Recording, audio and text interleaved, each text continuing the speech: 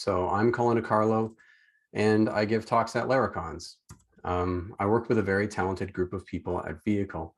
Vehicle is a longtime partner with Laravel. We build custom applications using Laravel as our backend and a mix of Vue and React on the front end.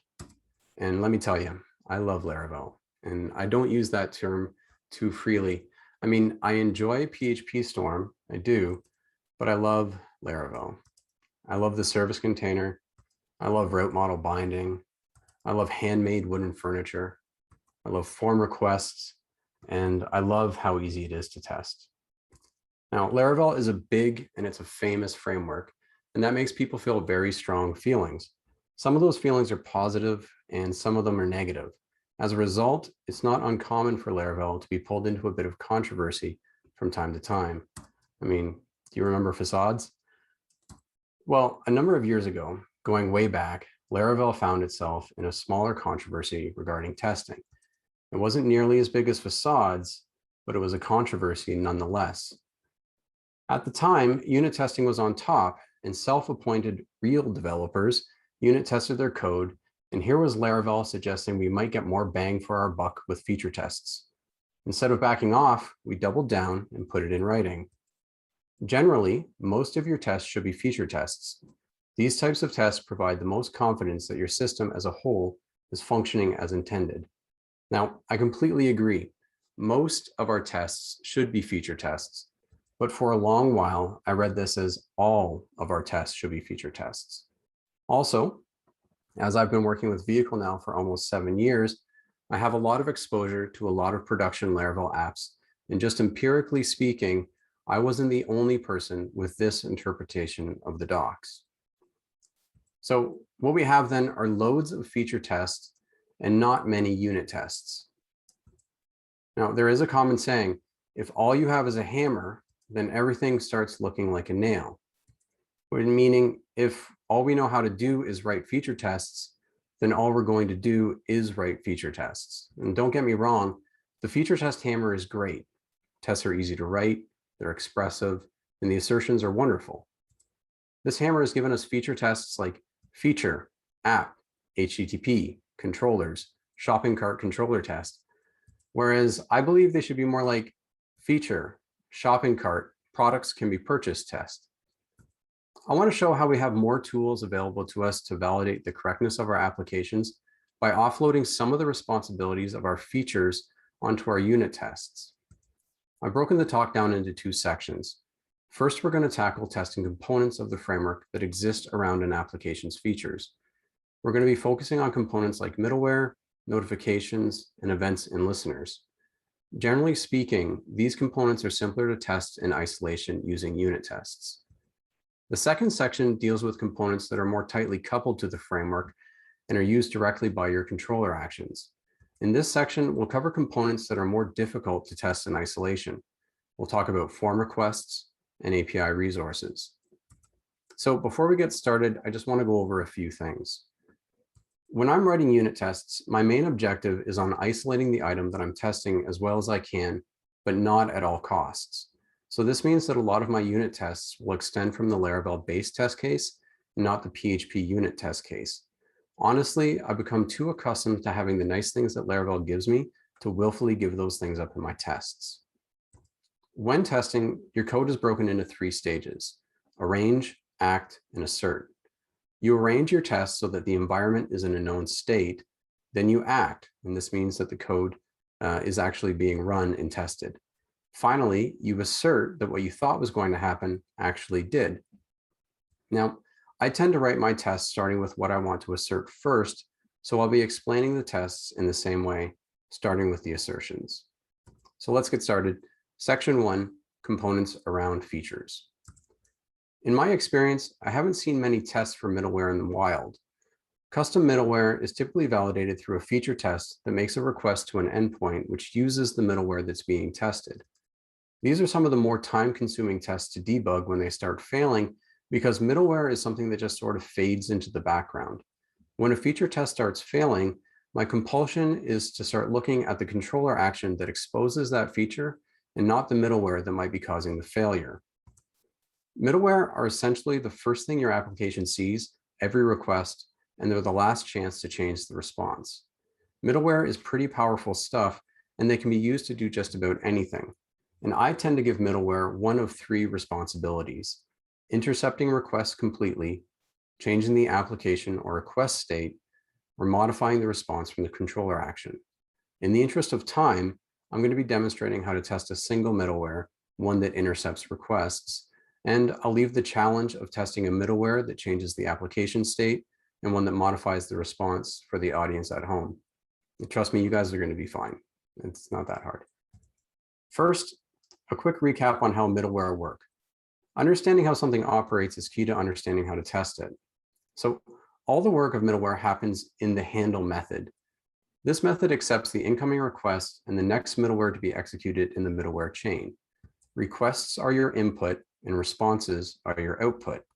In this example, I've got a middleware that intercepts requests based on their IP address. If the request was from an IP address we don't want, then a forbidden response is returned. Otherwise, we pass the request along to the next middleware in the stack. This middleware has two outcomes, so we'll need two tests. The first test is ensuring that the middleware blocks requests from IP addresses that we've added to our block list. The assertion then is that the response returned by the middleware has a forbidden status code. In the arrange step of this test, we need an IP address to add to the list of blocked IPs, and then we create a request that comes from that same blocked IP. When we act in this test, we instantiate the middleware and call the handle method, passing in the request that we arranged, and the no-op function is the next middleware in the chain. The response is captured so we can make our assertions against it. And if all goes as planned, this response is going to be forbidden. The other possible outcome of the middleware is that the request is allowed to continue on to the next middleware in the chain. Setting up the assertion for this test, we create an expected response that has a 200 OK status and create the next middleware in the chain as a function that simply returns the expected response back to us. The assertion we want to check is that the actual response we get from the middleware is this expected response. Arranging the test is very similar as before. We create a blocked IP and add it to the blocked IPs list, but this time we set the request as coming from a different IP address, one that's not on the block list. Acting in this test, we instantiate the middleware and call the handle method again, passing the request in the next middleware that will return our expected response. As the next middleware returns the expected response, this is going to pass if the request is not blocked. So isolating middleware and testing them directly allows us to have a super narrow focus on our tests. This typically results in short arrange steps and only one or two assertions. The tests are simple to write, and they're a lot easier to debug when problems arise. Generally speaking, a single request is intended to cause a single effect. However, many times processing a request will also result in secondary side effects being triggered. Let's consider an API that supports a browser-based adventure game. After each match, a request is sent to record the stats for the completed match. The intended effect then is that the match stats are saved into the database. However, this action may also result in a job which is queued to update the lifetime stats for the player. A test for this feature would look something like this. As this feature creates new match stats in the database, we want to assert that by the end of the test, the latest stats that we have are the same as the stats that we've set up in the arrange step. Acting in this test, we send a request to the store endpoint, passing along the stats we're hoping to get created. This is a plain and simple test for a standard store endpoint. However, if we allow the test to process the queued job as well, we also have to make an assertion that the lifetime stats are also correct. This then requires that we have to add more code to the arrange step to set up some existing matches. The code that ensures that the feature actually works ends up getting lost in all of this noise. Laravel's testing support comes complete with fakes. Fakes provide a way to validate that side effects happen while not allowing those side effects to be processed. If the test doesn't process the side effect, this can save you the effort of setting up the required data, as well as asserting the effects it has on the system. So it ends up leaving you with a more concise test. The term fake is being used intentionally here. In testing terms, a fake is a simplified but working implementation of a production service. This means that all the fakes provided by Laravel work as they're expected. They have all the same methods and properties as their real counterparts.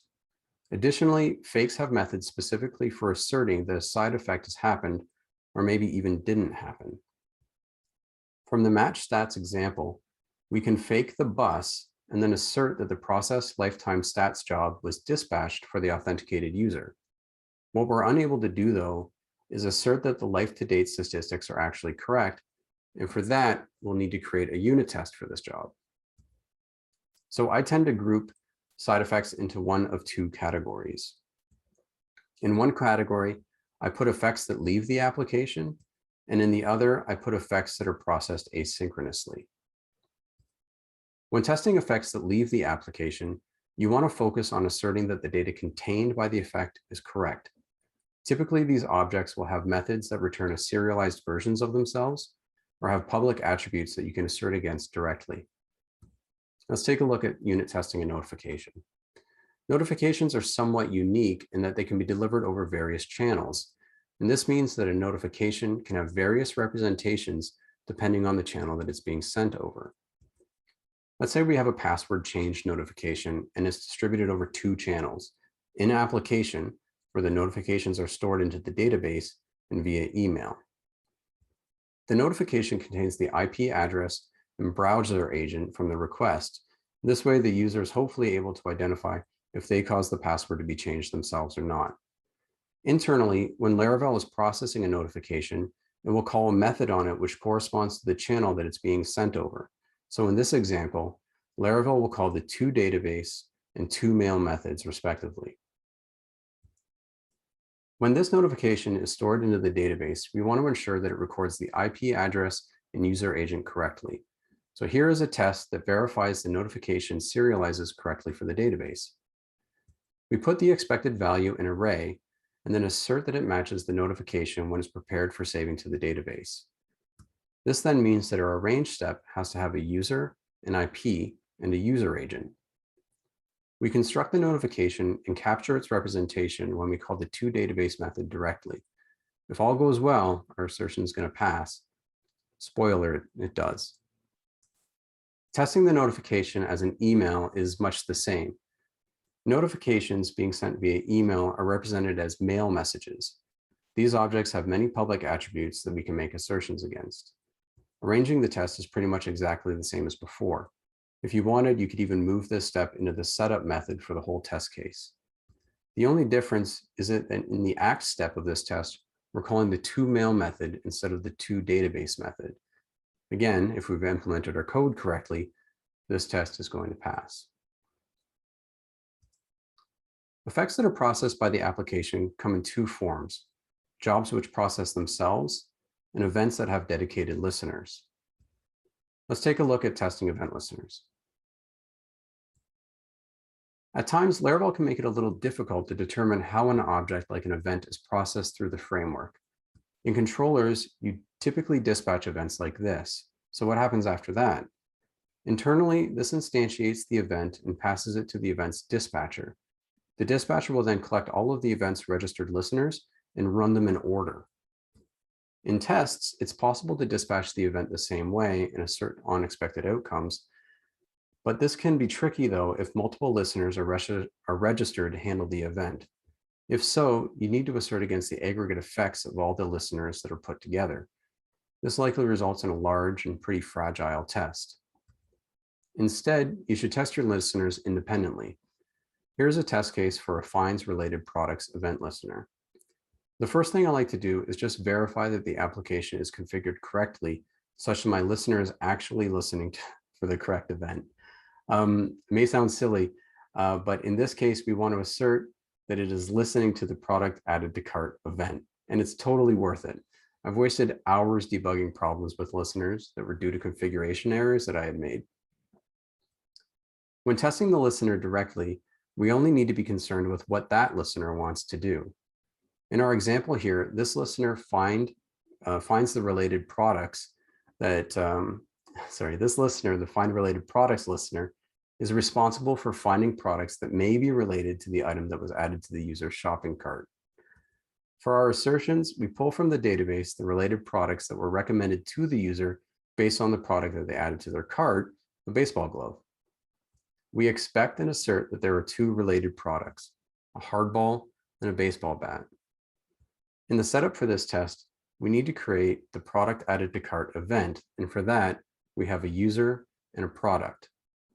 Finally, our act step instantiates the listener and passes the event into the listener's handle method. And hopefully this big meaty test actually passes. Oftentimes, the methods belonging to jobs and listeners that we wish to test will be dependent on other services. These services can be anything and perform any action. And I suppose that's the beauty of software, but in practice, this variability can lead to some interesting choices. Sometimes it's practical to test the method using the production version of the service, but in other cases, it may be too much trouble to test on their own, and you can use a double. So the term test double, I gotta back up, sorry. The term test double is an umbrella term used to group more specific types of testing objects. It's used to refer to fakes, stubs, mocks, and spies. In my top level test directory, I keep a directory called doubles where I put my custom fakes and stubs. Much like Laravel's built-in fakes, these objects include custom assertions I can use in my test to help make them more expressive and understandable. The changes you need to make to your production classes in order to use the doubles are actually pretty small. Here we have a production weather service class. Now, historically speaking, weather has been difficult to predict, so replacing it with a double in your tests is likely a good idea. In most cases, you can use your IDE to extract an interface describing the production class's public API, and then update the original service to implement that interface. Your doubles need to implement that interface as well, and since that they're implementing the interfaces, they have to include the methods that are defined in it. The method signatures of your classes need to be updated to reference the interface instead of the concrete class as well. In Laravel terms, the interface is the contract of the service. In unit tests, using a test double is simple. Instead of creating the production version of the service, you instantiate the double and use that in its place. In controllers, the service container will create the service and inject it for you. So in tests, we have to configure the service container to use the test double in place of the production version. The service container is available in all tests that extend from the base Laravel test case as an attribute called app. When you want to use a test double in place of a production service, you can instantiate the double and use the instance method on the service container. This tells the service container to use the double instead of the production service. This is common enough, though, that the test case actually has a method called swap that does this for you. So the line changes from this app instance to this swap. All right, let's move on to the second section of the presentation.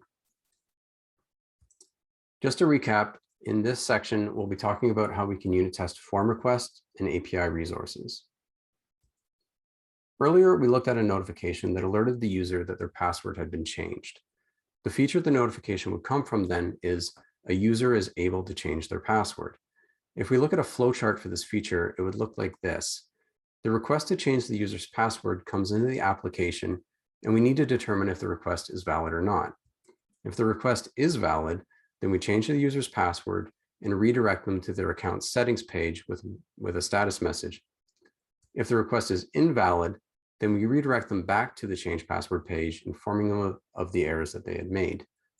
So this feature has two possible outcomes. The password is changed or the password is not changed. So what are the tests that we actually need to write to ensure that this feature works as expected? To test the happy path, we only need to write a single test. Test a user is able to change their password. The details of this test aren't really important, so I've left them intentionally faded here.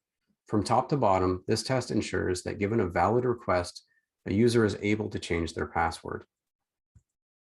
For the other side of the flow, we might write a test called test an invalid request does not change the user's password.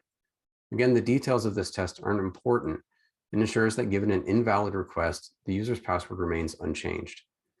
This isn't really good enough though, because there are a lot of reasons that a request could be invalid. To meet the acceptance criteria, we would need a test for each scenario of invalid request. Given that we have a form request for this endpoint with the following validation rules, that means we should have about 5 versions of the password doesn't change flow. Many times I've seen this in feature tests as what I call when feature tests. Test the user's password does not change when the existing password is not supplied, or when the new password is not supplied, or the new password confirmation is not supplied, and so on and so forth. This means that for a flow that has 2 possible outcomes, we have to run a test through the whole request response cycle 6 times. As an alternative, it's possible to have 2 feature tests, one for the happy path and one for the error path. We can then support this feature by testing the form request in isolation with unit tests. All right, it's time for actually a little bit of a story. So go get your carpet square. I'll take a little bit of a drink. All right. About a year ago, I convinced myself that testing form requests in isolation was part of the solution to reducing the noise that I was seeing in my feature tests. I went on a journey to figure out how to make form requests so I could test them in isolation. I wanted to test them with different payloads, as different users, and with different route parameters. Now, I knew this wasn't going to be easy. Form requests fit nicely into the Laravel magic category that people love and others love to hate. From the documentation, it says that to use a form request, all you need to do is type hint the request on your controller, and voila, now you've got a form request. This is great, but it didn't actually give me much to work with. So I turned to the source instead. In the source, I found the service provider that is responsible for creating form requests, and unsurprisingly, it's called the form request service provider. It hooks into the service container and listens for whenever a form request is being created. What it does is it takes the already existing Illuminate request and using the create from method, copies the important information from that request into the form request. So in your Laravel apps, this is how form requests are actually made. Next, I needed to know how to make a plain request object in a unit test. For this, I dove into the Laravel test case. It has a method called call, which creates requests and runs them through the application. Under the hood, this is the method that gets called in your feature tests. This is where I discovered that first a Symfony request is created with all sorts of different parameters, and then from that, we create an Illuminate request.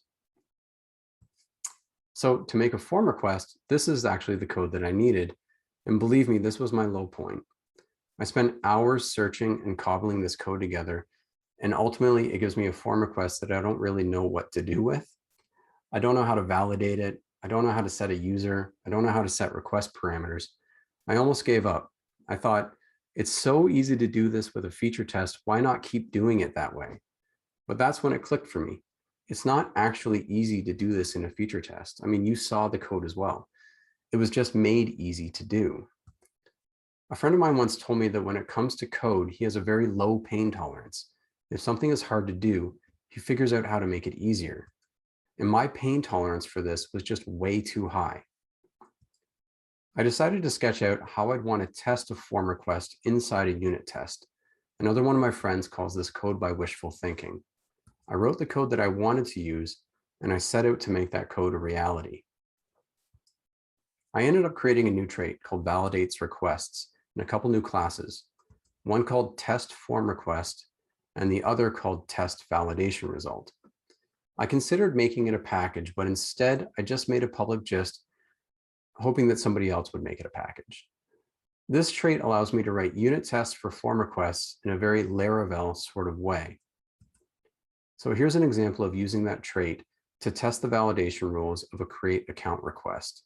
I want to test that the password confirmation needs to match the desired password.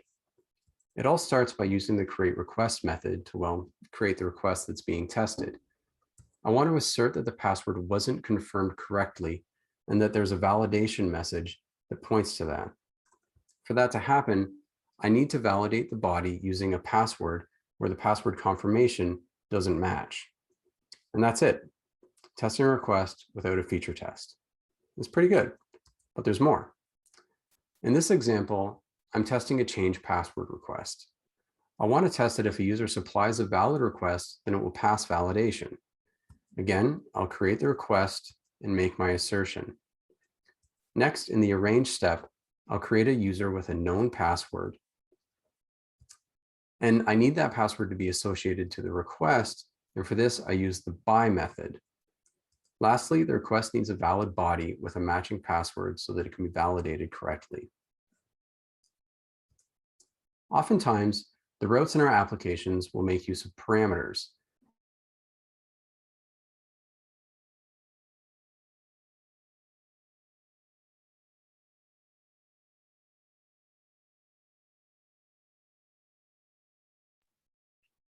So in this example, I'm testing a change password request.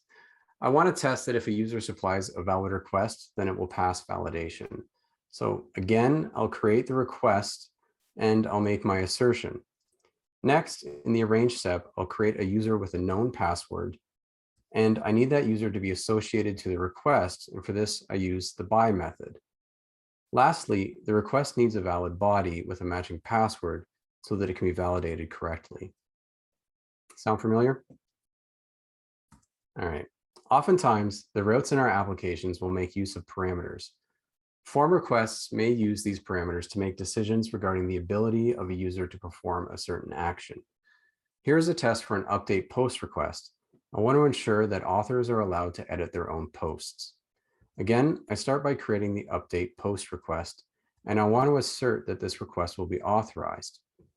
In arranging this test, I need to create an author and a post, ensuring that the author is associated to the post correctly.